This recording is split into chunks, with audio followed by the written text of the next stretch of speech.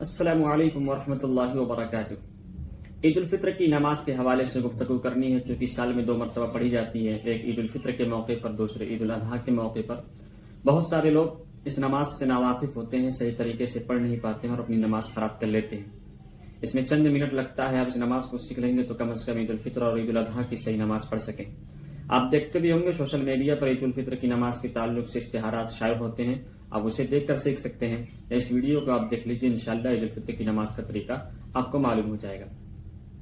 دیکھیے، عید الفطر کی نماز جو ہے یہ واجب ہے، 2 رکعت پڑھی جاتی ہے۔ آپ حضرات کے لیے میں یہ بات ہوگی، یہ 2 رکعت نماز جو ہے 6 زائد تکبیروں کے ساتھ ادا کی جاتی ہے۔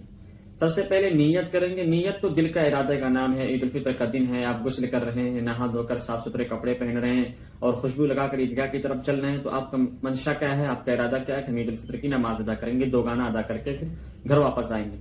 تو آپ کی نیت یہ ہے، لہذا آپ کی عید الفطر کی نماز کی نیت درست ہے۔ لیکن اگر آپ زبان سے کہنا چاہتے ہیں تو آپ کہہ لیجئے کہ نیت کرتا ہوں میں 2 رکعت نماز واجب عید الفطر مع 6 زائد تکبیروں کے واسطے اللہ کے منہ میرا طرف کعبہ شریف پیچھے سے مانگتے۔ اس طریقے سے آپ نیت کر سکتے ہیں۔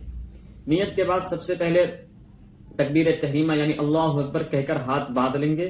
ہاتھ باندھنے کے بعد ثنا پڑھی جائے گی، سبحانک اللہم وبحمدک وتبارک اسمک وتعالی جدک ولا الہ غیرک۔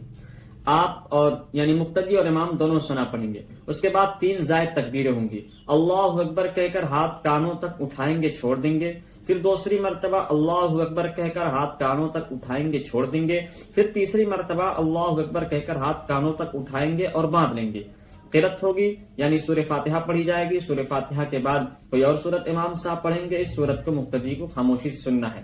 اس کے بعد رکوع ہوگا، رکوع کے بعد سجدہ ہوگا، جیسے عام نماز میں ہوتا ہے۔ پھر دوسری رکعت میں پہلے قرأت ہوگی یعنی سورہ فاتحہ پڑھی جائے گی۔ سورہ فاتحہ کے بعد کوئی اور سورت امام صاحب ملائیں گے اور مقتدی اسے خاموشی سے سنیں گے۔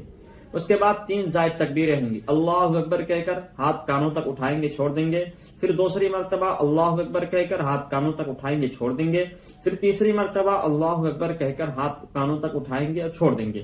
چوتھی مرتبہ اللہ اکبر کہیں گے، ڈائریکٹلی رکوع میں چلے جائیں گے، یعنی ہاتھ کانوں تک نہیں اٹھائیں گے۔ اس کے بعد عام نمازوں کی طرح ہمارا رکوع اور سجدہ ہوگا، پھر نماز مکمل ہو جائے گی۔ نماز کے بعد امام صاحب خطبہ دیں گے، آپ حضرات خطبہ کو سنیے اور پھر عیدگاہ سے تشریف لائیے۔ عید کی نماز پڑھنے کے بعد ایک دوسرے سے ملنا مستحب عمل ہے، اچھی چیزیں ملنا چاہیے، لیکن گلے ملنا اور اس کو یہ سمجھنا کہ یہ سنت ہے تو اس طریقے سے کوئی شریعت میں ایسی بات نہیں ہے، تو اسے لازم نہ سمجھیں۔ آپ اگر مل سکتے ہیں، ملنا چاہتے ہیں تو گلے مل سکتے ہیں، لیکن اسے ایک ضروری سمجھ کر گلے ملنا یہ درست بات نہیں ہے۔